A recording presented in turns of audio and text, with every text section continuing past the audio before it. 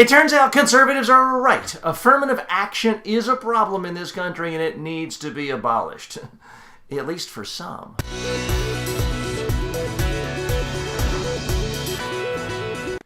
The affirmative action I'm talking about is for that untalented hack Tim Tebow.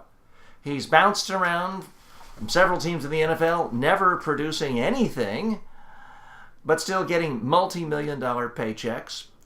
His NFL career finally, mercifully ended, and now he has some plumb cushy position as an announcer, as a so-called analyst for one of the ESPN football networks, regional networks.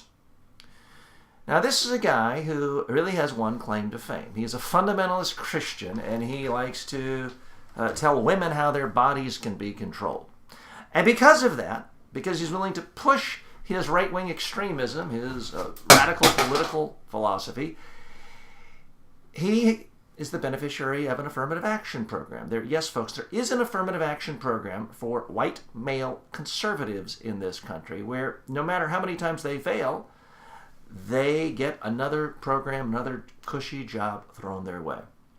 Now, typically, when you're looking for an analyst, whether it's football or politics, you want someone who can give incisive commentary, who can do the pros, the cons, the pluses, the minuses, the negatives. And this guy is Mr. Susie Sunshine. Everything out of his mouth is basically, golly gee, other than don't have an abortion. There was a content analysis of his press conference earlier this week by the New York Times in a very clever story. He said, thankful 14 times, opportunity 14 times. He said great 27 times. Boy, this is going to be just fabulous commentary watching him on sports. Ladies and gentlemen, there are people who need a helping hand from time to time. There are people who need a benefit. There are people who have been shut out through discrimination. Tim Tebow is not one of them.